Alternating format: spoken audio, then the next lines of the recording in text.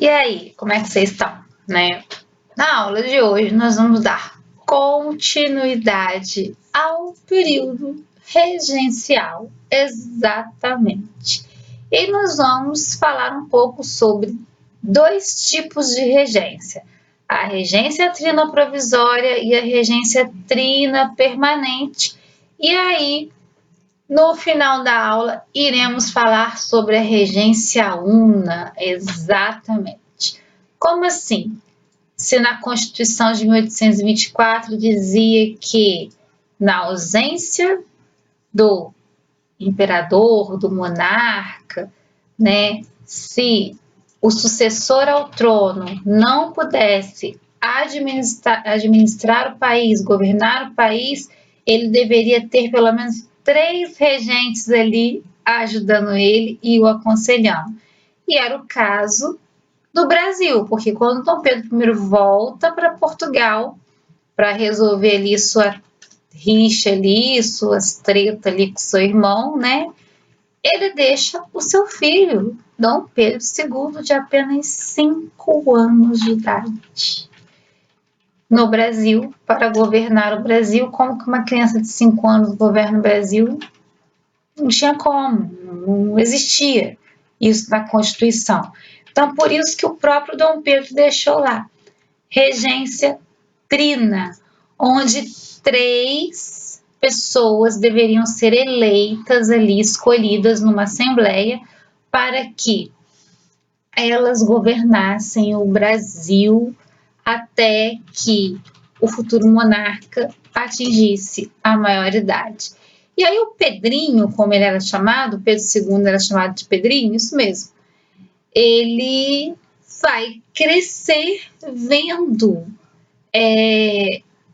as agitações políticas, né? Não se engane, porque uma criança de 5 anos na época, né, do período imperial, das monarquias, ela já era preparada, ela já era aconselhada, o tempo inteiro era falado na cabeça dela assim: estuda a Constituição, um dia você vai ser rei, um dia você vai ser o monarca, um dia você vai governar esse país é responsabilidade sua. Então imagina uma criança de 5 anos crescendo, ouvindo isso até a sua maioridade. Era o que acontecia com o Dom Pedro II, o Pedrinho. Aí você aí na sua casa deve estar falando assim: nossa, que saco ter que acordar para Classroom, assistir aula, nossa, não aguento mais receber ordem da minha mãe, do meu pai, da diretora, do professor, da professora. Ai, tem que assistir aula, tem que fazer dever. Ai, não aguento mais ouvir isso. Agora, pensa que desde os 5 anos de idade, o Dom Pedro II, o Pedrinho, escutava: você vai ser o monarca, o imperador, e você tem que estudar a Constituição. Você aí estuda a Constituição do seu país, do nosso?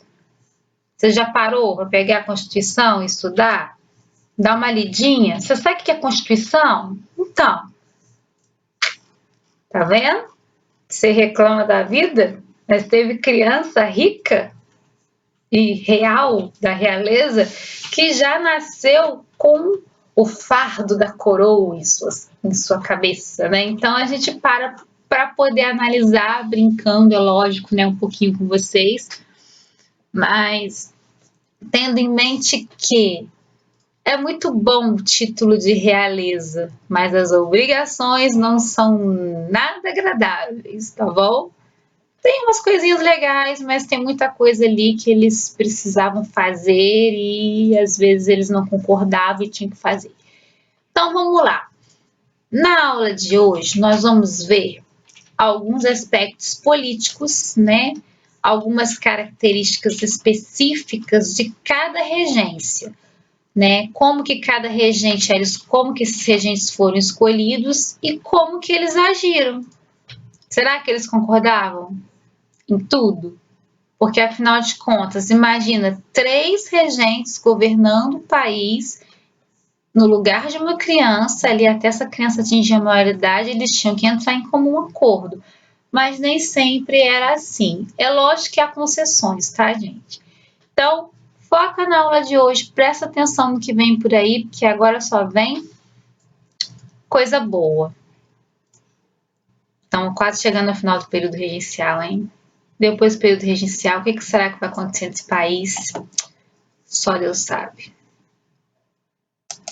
Período regencial.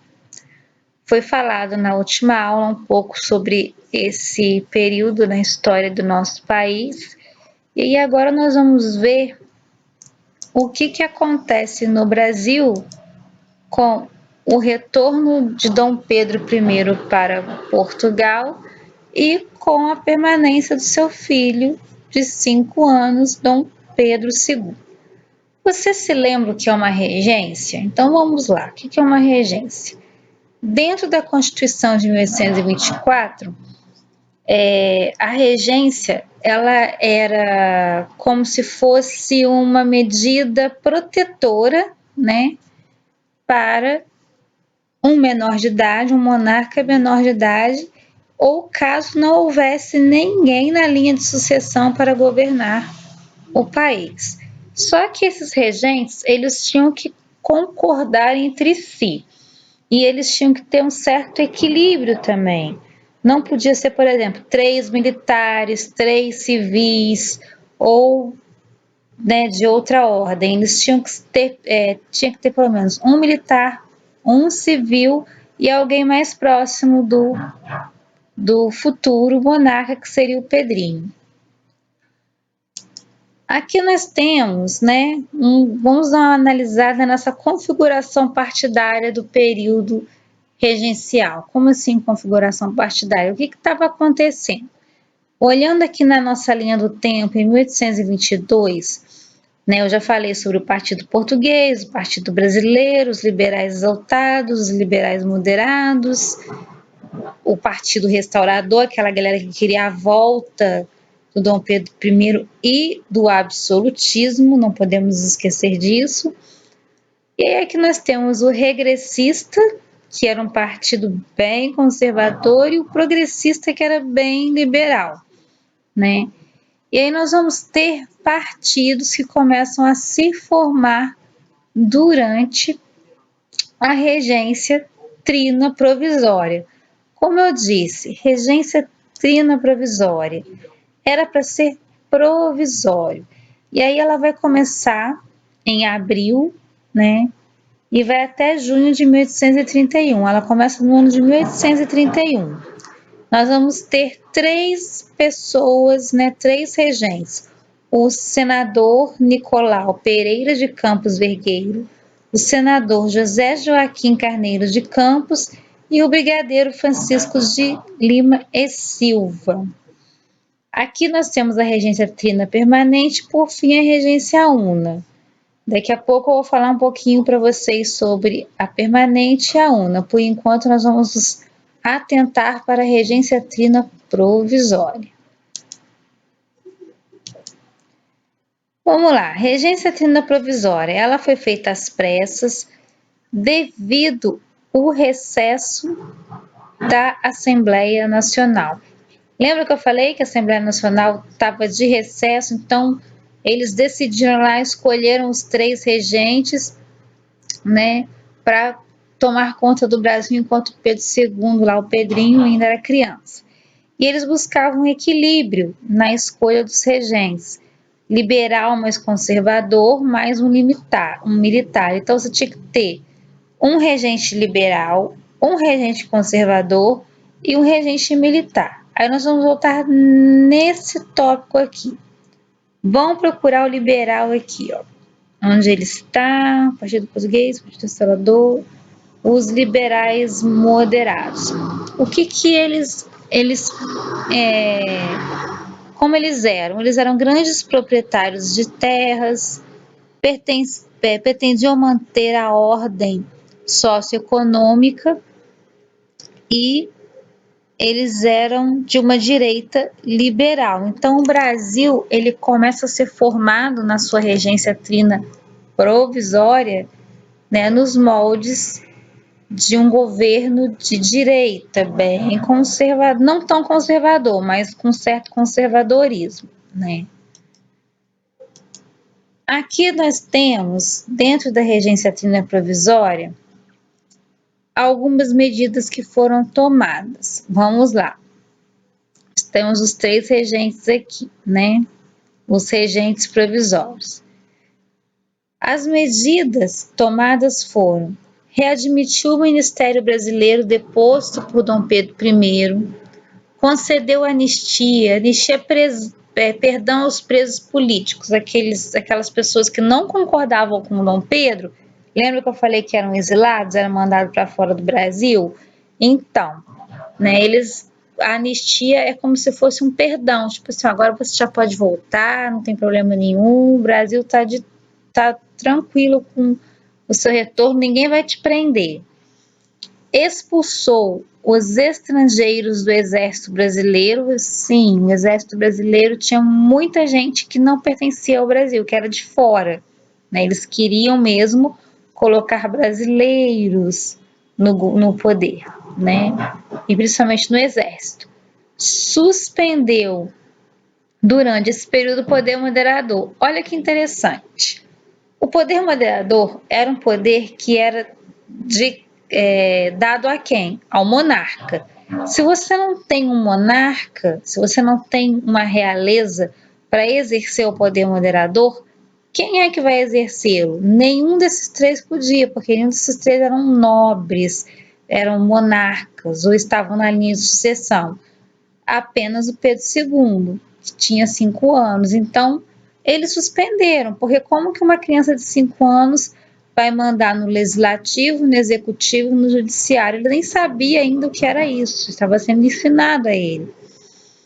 Uma outra coisa, proibição de criar novos impostos, ou seja, o Brasil pagava muito imposto, sempre pagou muito imposto para fora, né? Tanto dentro do país quanto tanto internamente quanto externamente. Tudo que saía daqui era taxado, é assim até hoje, né? E tudo que entrava também. E aí o nosso país não podia receber assim, ele recebia produtos, recebia imposto em cima daquele produto. Ele levava o produto para fora, tinha-se os impostos em cima daquele produto. Então, o Brasil é o rei dos impostos. Proibição de dissolver a Câmara de Deputados. Deveria haver uma Câmara de Deputados, porque esses deputados eram seriam as pessoas que iriam organizar ali tanto as leis quanto a execução delas. E a eleição de uma regência permanente, né? Como assim?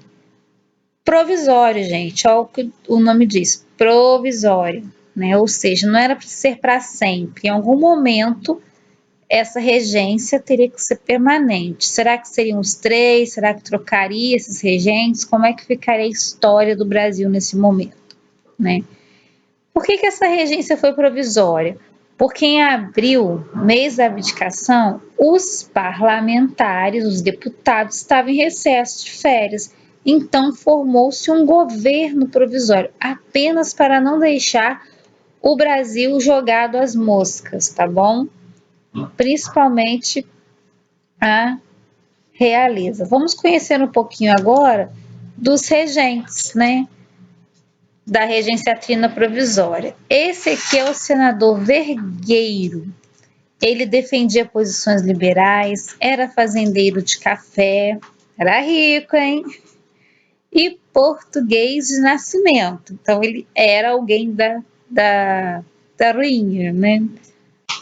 O Marquês de Caravelas representava a ala conservadora do Senado. Lembra que eu falei que tinha que ter um equilíbrio? E o Francisco de Lima e Silva, né, era o brigadeiro lá, o brigadeiro do Exército Imperial. Esse era um militar renomado. Então, observe, a gente tem um fazendeiro, a gente tem um político e a gente tem um militar. Então, um equilíbrio assim perfeito para a regência trina provisória. E assim vamos seguir. O Marquês de Caravelas representava a ala conservadora do Senado, bem conservador. O Francisco de Lima e Silva, brigadeiro do Exército Imperial, era um militar renomado, tipo assim, da mais alta patente, não era qualquer pessoa, né? E aí, quando a gente para analisar tudo isso, né? O primeiro reinado, ele terminou com Dom Pedro I abdicando do trono, ou seja, né, abrindo mão da função de governar o Brasil. Essa notícia foi recebida pela população de diferentes maneiras.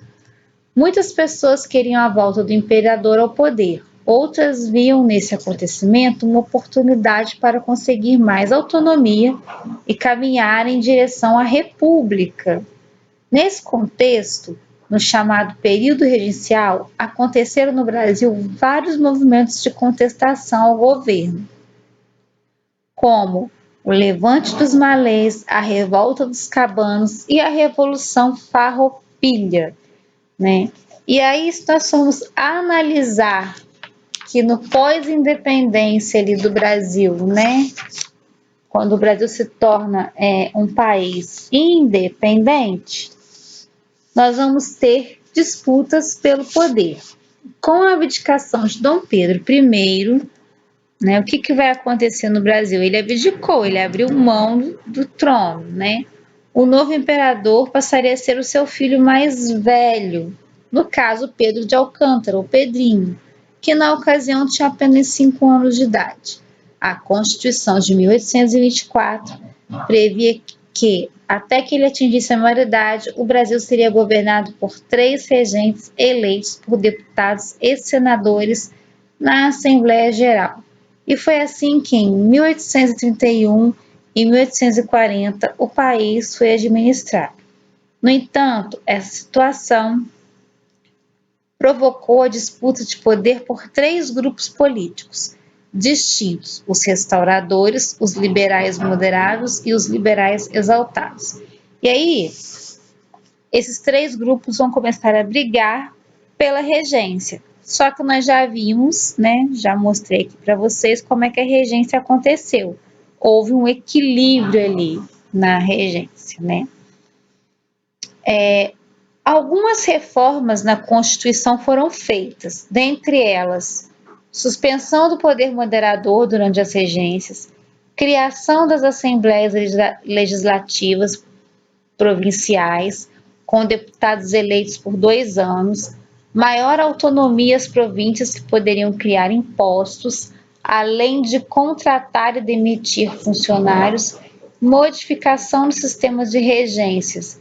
Em vez de 3 regentes, o império seria governado por apenas um, eleito em voto secreto para o mandato de 4 anos. É aí que vem entrar a regência una, para que vocês possam compreender. Só que nós ainda não saímos da provisória, né? Nós ainda estamos na regência trina provisória. Agora, nós vamos ver a regência trina permanente, como que ela funcionava. A regência trina permanente vai de 1831 a 1834. E ela vai ser composta pelo brigadeiro Francisco de Lima e Silva, Braulio Muniz e José de Costa Carvalho. Né? Alguém lá da regência provisória vai permanecer, né? Vai se manter na permanente, que é o militar. Enquanto isso, vamos observar. Nós temos uma tela aqui pintada, né? Por Emily Taunay. E nós vemos essa imagem, essa figura, o Pedro de Alcântara, o Pedrinho II, né?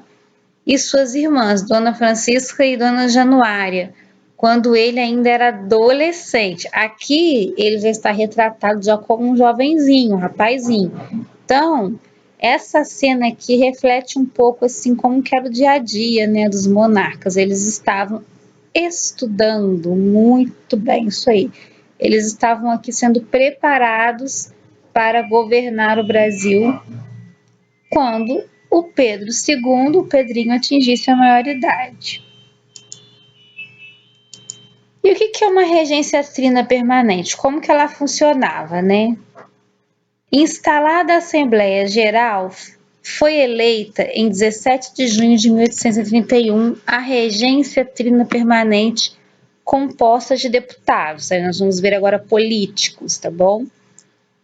Composta pelos deputados José da Costa Carvalho, João Braulio Muniz, o José da Costa Carvalho era do sul, o João Braulio Muniz era do norte, né? E novamente pelo brigadeiro Francisco de Lima e Silva, uma tentativa de equilíbrio entre as forças do norte e do sul do país.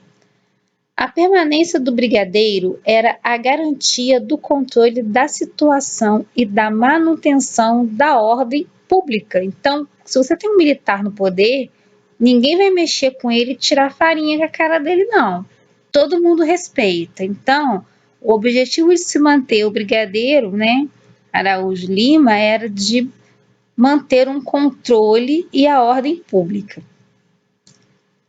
E aí, por essas eles tiraram, né, dos regentes as atribuições do poder moderador, como eu falei. Eles não vão extinguir o poder moderador, ele está lá. Eles apenas vão dar, tipo assim, uma suspendida temporariamente. Por essa lei, os regentes ficavam impedidos de dissolver a Câmara dos Deputados, de conceder títulos de nobreza, de decretar a suspensão das garantias constitucionais e de negociar tratados com potências estrangeiras. Aí é que agora a coisa começa a apertar. E aí vai entrar em cena o padre Diogo Antônio Feijó, nomeado ministro da Justiça. Então, o ministro da Justiça era uma autoridade religiosa, era um padre. Feijó teve carta branca para castigar os desordeiros e os delinquentes. Quem eram os desordeiros e delinquentes? Eram as pessoas que provocavam a desordem, começavam a fazer reivindicações, protestos, né? E os delinquentes eram aquelas pessoas que acompanhavam os desordeiros. O direito de exonerar e responsabilizar os funcionários públicos negligentes. Como assim? Se você é um funcionário público e não anda na linha, você podia ser exonerado do cargo, ser expulso, nunca mais voltar. Possibilidade de manter um jornal sobre sua responsabilidade direta. Então, o jornal que circulava, os jornais que circulavam, né, no Brasil, o Império, enquanto Dom Pedro II crescia, era um jornal controlado pelo padre Diogo Feijó. E aí nós vemos algo muito importante. A regência trina permanente, ela durou mais tempo que a provisória. A provisória ficou ali alguns meses, né? A permanente ficou alguns anos. E aí, na próxima aula, nós vamos ver a regência una. Quem vai ser o regente que vai entrar em ação? Apenas uma pessoa vai governar o Brasil no lugar do Dom Pedro II. E essa pessoa tem que ser uma pessoa de confiança. Espero que vocês tenham gostado da aula. Qualquer dúvida é só vocês voltarem um pouquinho nos slides aqui, nas imagens, no vídeo de vocês, né? E aí nós temos o nosso período regencial com regência trina permanente e provisória. Vamos dar uma olhadinha aqui nesse mapa, né? Regência trina permanente, aqui está dizendo que ela vai até 35, mas há algumas controvérsias entre os historiadores, então não se atentem muito a detalhes de datas, isso aqui vai de acordo com a visão da pesquisa do historiador, ok? E aqui eu já dei a dica, né, quem é que vai ficar na regência una, mas eu vou explicar para vocês com mais detalhes essa regência una. Se vocês observarem os anos, nesse período aqui, o Dom Pedro II está crescendo, daqui a pouco ele vai atingir a maioridade. Até a próxima aula, onde nós vamos ver a regência una.